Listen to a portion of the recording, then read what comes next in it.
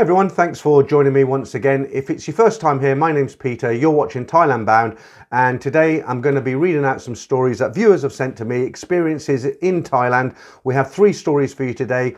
The first 2 are quite lengthy, the third one is very, very short, but still a good story. I don't want to waste any time, so let's crack straight on with these stories.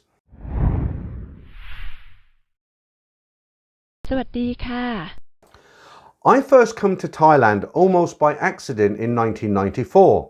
I was 43 years old at the time.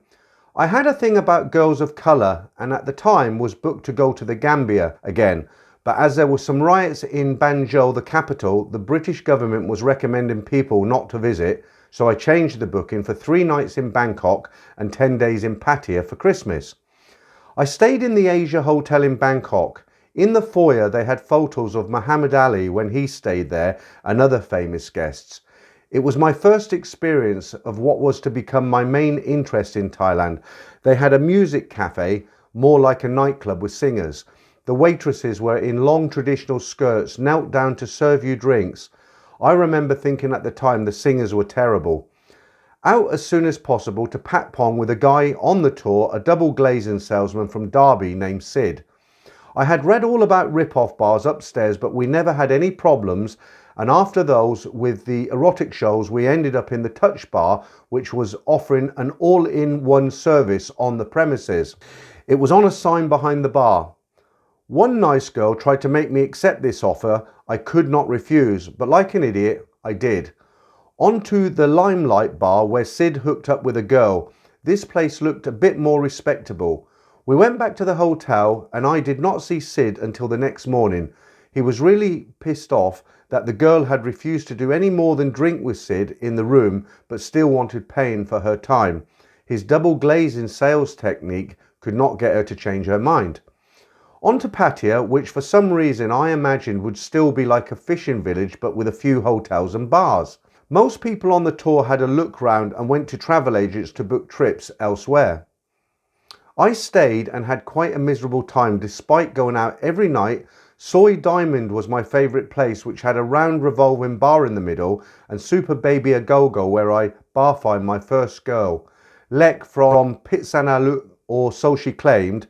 Never met any other girls from there. It's central Thailand, not Isan, where most Pattaya bar girls come from. Not a very nice session with this girl, and I think we were back in the bar within 40 minutes. I gave her far too much money when she said, "Up to you." I arranged to meet her the next day at lunchtime, but she did not turn up. That was a highlight really, did not bar fine any more and ended up just wishing I had gone to Koh Chang with Sid. But we did spend a nice Christmas day in 1994 in Bang Sian, far nicer than Pattaya and not changed that much today.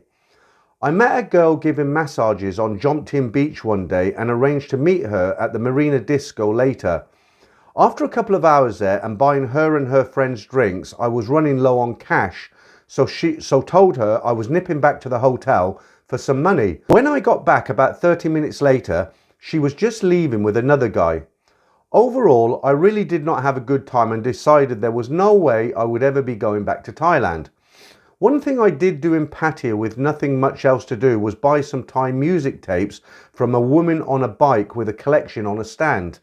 I had no idea what to get, so just bought 3 with the nicest looking women on the covers. One was String Star, which soon went in the bin, but the others turned out to be 2 great singers of Luk Tung and Luk Rung musical styles. I was to meet them years later in the future. I went to Pattaya again a few years later. I booked into a hotel for a week but left again back to Bangkok the next day. I just did not like the place at all. After that, a few times but only for an evening to see a concert, including the Pattaya Music Festival. Back home 4 months later, the first Thai takeaway opened just around the corner and I was soon in there every day, then helping the owner Nan, then getting into a relationship with her. At first I did not know she was married, then came the tales of her husband not being good to her. She had been in the UK with this guy Martin for 5 years. In Thailand she had been married very young and was in the Air Force. She told me she shot her first husband when she found out he was cheating on her. Luckily he did not die. Oh yes, when I did meet Martin, he was one of the nicest guys you could imagine, so I felt a bit guilty and was pretty sure she had lied about him cheating on her. She encouraged me to sell my flat and buy a house not far away. The plan was for her to leave Martin and help with the mortgage. Her sister and niece were also to be moved in, which they did for a short time. 2 months after moving in and waiting for her, Martin got cancer, so she changed her mind. Obviously, she's thinking of inheriting the house, which does not happen. Martin died the next year. Despite promising him to look after the house and his Siamese cats and look after his 2 kids financially, she sold the lot and moved away ASAP, having lined up another sponsor. Her reason to me why she could not be together, she could not be with anyone who had less than she now had. I actually went to Thailand with her and her family a couple of times. Once to have Martin's ashes put in the wall at Wat in Nakhon Nayok, where they were from. One thing I recall on the trip was Nan showing me a Gucci watch. The new boyfriend had bought her watch, which cost several £100s, quite a lot back in 1998, but moaning it was no good as it did not have a gold strap. It's not just bar girls who are materialistic. I started going to go-go bars in Thailand 2 or 3 times a year, but often thought never again. But always at the last minute I'd meet somebody interesting to get me back there. There was a girl called Anne, a psychic from the Therme coffee shop, with her ghost stories and supernatural experiences. Cake from Clinton Plaza, who became a friend. Sujai from Tilak Bar, Soy Cowboy, whose services were outstanding. And the amazingly gorgeous Dao, who had a bar called Barbie's on the Asok corner. Then it was cleared away to make room for a building site through to Sukhumvit Soy 23. Anne had been a singer at Thonburi Cafe on the corner side of the river until the crash in 1997. Although she was poor at the special activities, she made up for it with her stories and personality. One night we were in a gloomy Chinese hotel on Sukhumvit Soy 8, which looked like it had never been renovated since the 1960s. She said she was very cold, which was odd as it was hot there with no aircon in this room. She explained it was her friend. I said, "What friend?" She told me she had a friend who had died from HIV a few years before and she went to her funeral up country. She heard her friend's spirit was confused and did not know where to go. Anne said she told her to go back with her to Bangkok, which is what she did. Anne said her friend tells her who the bad guys are and who to avoid in Therme. She said she does not see her but feels her. "Is she here now?" I asked. "Yes, Anne," said Anne. She also told me about when she did see a spirit and it split her up with her boyfriend. She was keen on a Canadian at one time, but when they were alone, she often saw a spirit watching them in the room. In the end, the guy asked what was wrong, so she told him and he asked her to describe what the spirit looked like. It turned out to be his best friend who had died in a car crash several years ago. She said the stress was too great, so she had to end that relationship. I always thought they were just stories, maybe to avoid special activities, until one night when I decided to avoid her. She always sat in the same place at the front, just as you come down the stairs. I always went in this way, but there was another way in through the toilet area at the back. So one night I went in there, having walked the short way up the Soy from my hotel. I was shocked to see her waiting there. As soon as I stepped in from the Soy, I asked her what she was up to. "Waiting for you," she said, and I asked, "Why here?" She said the friend had told her I was coming in that way and there was no way somebody could have told her. This was before we all had mobiles. It was late, so I said I thought she would have met somebody else. "Yes," she said, she had a few offers but was waiting for me. That was this night sort of then with Dal. I sometimes went to a music cafe upstairs where Terminal 31 is now. If you think girls like the music played in bars for Westerners, they almost never do. I saw 2 semi-famous singers, good Luk-tung singers, both dead now. About this time I started going to music cafes. The first one had been near Rangsit. It was called the Big Shrimp. One night a visiting girl rollback troupe came on stage and the highlight of their act was to rip off their costumes and to be stark naked briefly. They and the singers would sit with the customers, especially if you bought them a malai, an artificial or real flower necklace, often with money attached. I thought, well, this is far more entertaining than bars and go-go's, as well as a lot cheaper. Tanki Isan on Ratchada was the best cafe. They have almost all gone today. At Tanki, you could buy a book of tickets to dance with girls there. Ridiculously cheap. Give the girl a ticket and off you went. Better than having to buy ladies' drinks. Far too much about cafes to tell. Sometimes singers, some very famous, would invite you to eat after a concert or to their home for a party. Over the years, I went to well over 1,000 concerts in Thailand. Apart from visiting cafes and music pubs and have seen all the well-known singers, one female artist 140 times. The music scene was by far the most fun I have ever had in Thailand.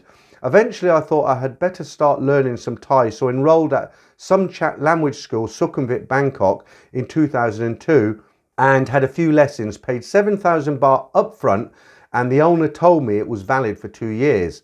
I never got back until a year later when she told me it was only a year and that ran out last week. No paperwork, so she's cheated me out of 6,000 baht.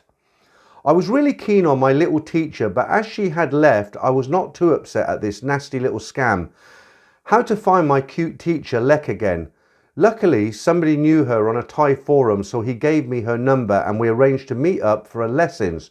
She was also a big country music fan, but as well as Luktung and Morlam, she liked Cantrum, as well as she's Khmer from Surin. There's language and music has its roots in Cambodia, who ruled large parts of Thailand hundreds of years ago. Lek's favourite singer was a very famous Cantrum performer called Darky. He's passed away now, but would probably have to change his name today. At this time, I had a girlfriend who I had met years before in a Hua Hin bar at a bar called Hog's Breath. She was from Krasang Buriram. We had gone home to meet her parents the year before, but her father hated foreigners, and although he was a tuk-tuk driver, refused to pick us up at the station. This was one thing that put me off a little, but we did talk about getting married, and she was keen. She was now working at MBK, then at a hotel. At one time, I gave her a bank card and told her to take out a fixed amount every month, but no more. But she could not resist taking money out every week, so I stopped that. Another minus point there were when I told her I was going to buy her a good second-hand car when she came over after we were married. She said she did not want a car, she wanted a house, presumably for her mum who already had one. That was a big con. I don't think so. Teacher Lek had been ringing round to find a good concert to see on Christmas Day 2003.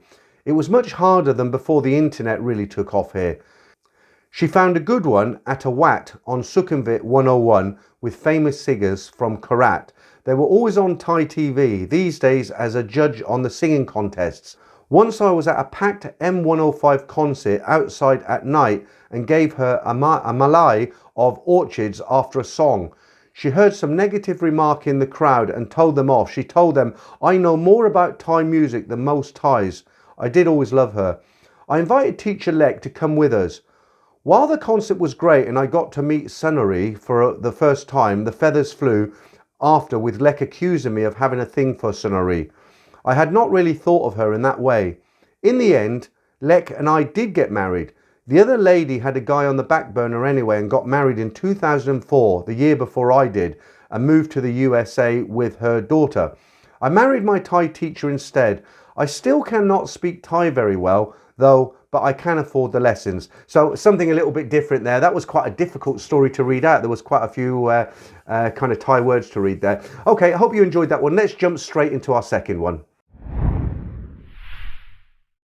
Okay, this is another nice story. I like this story a lot because the people in this story, they're young and they made memories in Thailand from when they were young, which I'm sure they will remember for the rest of their lives, and they'll look back on these memories and they'll think these are the best days of our lives. So I hope you're going to enjoy this story, guys. It's a really nice story.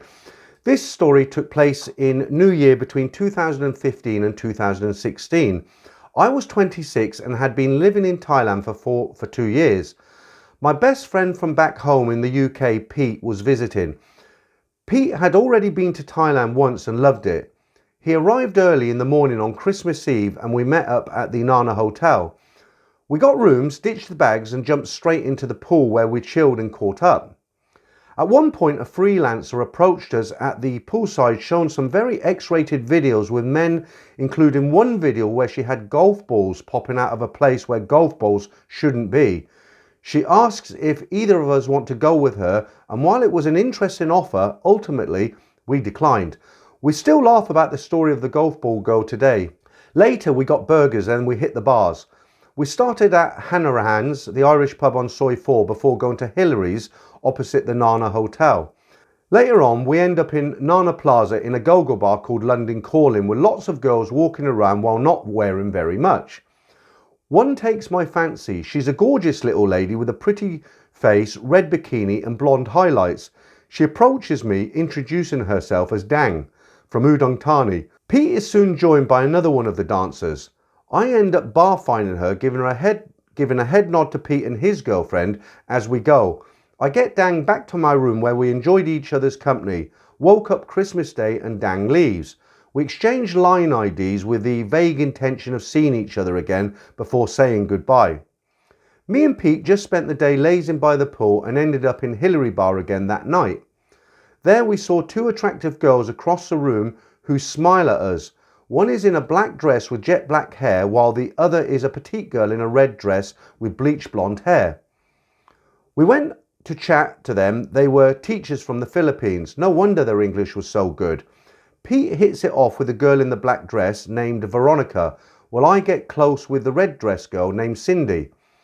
Later we end up back in my room where the drinks continue. Veronica then takes Pete and they go back to his room next door, and I'm left alone with Cindy, and I'm sure you don't need me to explain the rest. Merry Christmas from Bangkok. I love Filipino girls. The next morning at breakfast, Pete looks tense, and when outside of earshot of the girls, he tells me that Veronica is annoying and has already become clingy. The girls tell us they want to hang out with us, but we pretend we were leaving town that day. I like Cindy, so became friends with her on Facebook, but Pete couldn't get away from Veronica. I vaguely plan to see Cindy sometime and we say our goodbyes. We were soon to travel to the New Year beach party in Koh Phangan. There were no flights at the time, so we ended up taking the slow train, which turned out to be a great choice, as you'll learn later. On the day it was time to travel, we met my two friends from Pattaya, Rob and Phil, at the main train station in Bangkok. Rob was an Aussie, a year younger than me and probably my best friend in Thailand. The other guy, Phil, was an American in his 30s. He loved the ladies and was your typical Pattaya Phalang. I was glad to see that Pete and the two guys hit it off immediately and we became quite the squad. It was a local train with wooden seats, no air conditioning and a funky smell. We departed Bangkok and seemed to travel very slowly. Soon after leaving Bangkok, we hear the chatter of several Europeans coming into our carriage. With plenty of space nearby, we invite them to join us, and they do. There's 4 guys and 2 girls looking to be in their mid-20s. They are Italian and German and have just been studying in Bangkok and are heading to the full moon party, then Phuket, before they go back to their countries. My attention was immediately caught by one of the girls. Being in Asia for so long, I haven't dated a Western woman for a long time, but this girl was stunning. She had dark hair, striking blue eyes, and a glorious tan that only comes from several months in Southeast Asia. We start talking and she introduces herself as Isabel, a 23-year-old from northern Italy.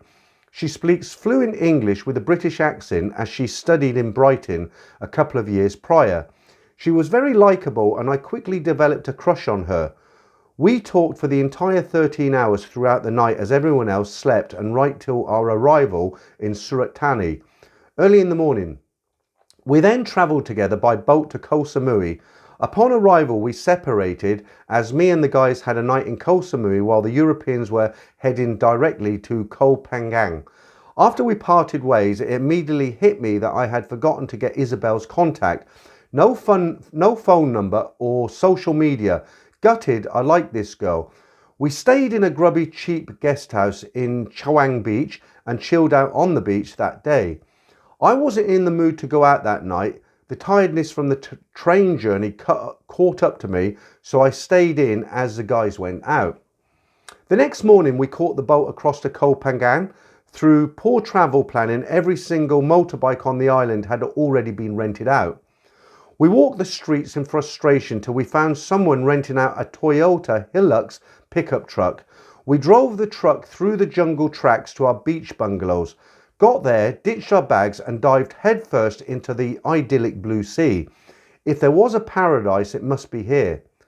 We brought a plastic frisbee and a kids' football and just chilled on the beach for the day. That night we head over to Hadrin where the full moon party was. I've never seen anything like it before. It was massive, stretching from one corner of the beach to the other with huge crowds and lights as far as the eyes could see. The noise was tremendous and hundreds of speakers blasted every kind of music on top of each other. We bought mysterious concoctions of alcohol, Coke and Red Bull, sold in little children's plastic buckets. Times were good and a couple of hours passed in a blur. Suddenly, I was tapped on the shoulder from behind and heard a familiar voice say my name.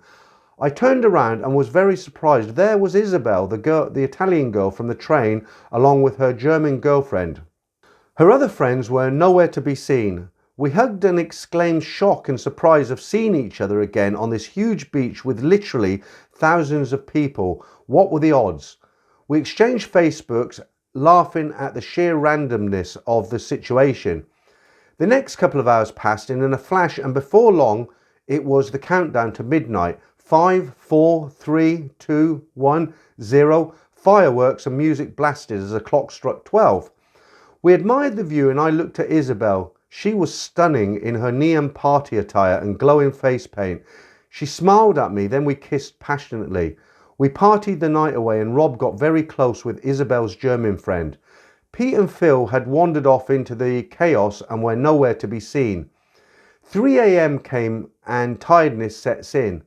I text Pete and Phil telling them we want to leave. Pete tells him and Phil I had found a couple of Thai girls and would stay with them for the night. Me and Rob, Isabel and her German friend get into the truck, ears ringing from the noise.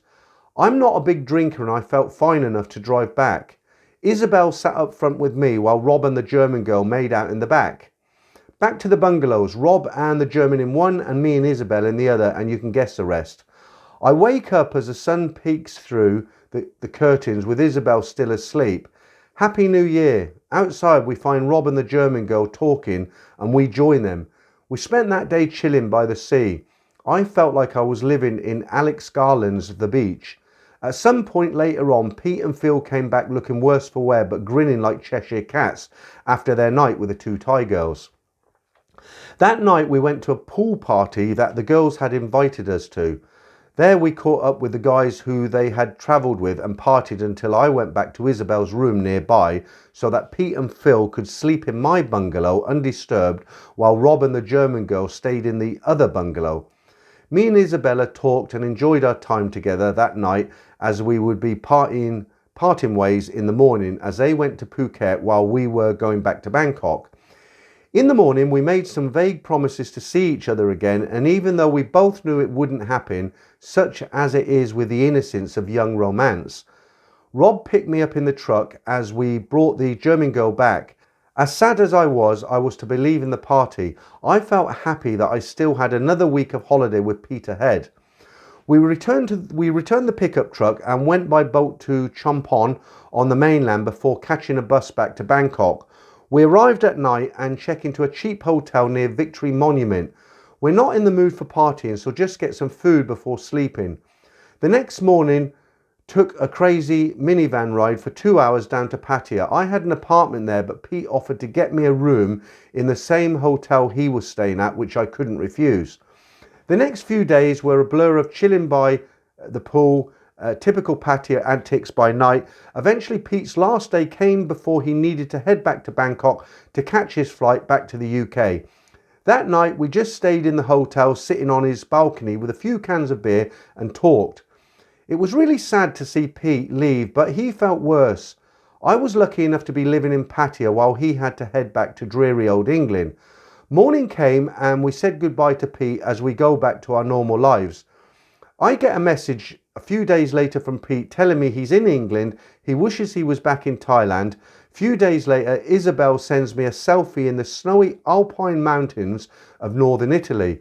Cindy messaged me asking if Pete will call Veronica as she needs money. Not very likely, I think.